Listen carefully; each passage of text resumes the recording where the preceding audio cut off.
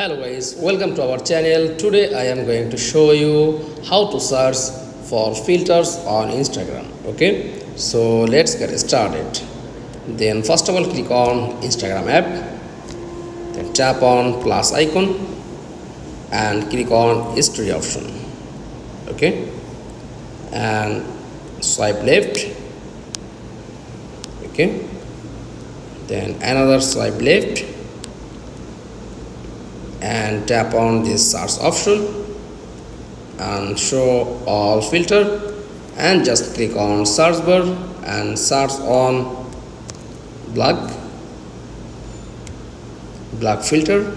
Just tap and use any black filters. That's all. Thanks for watching. Please like, comments and subscribe. Thank you.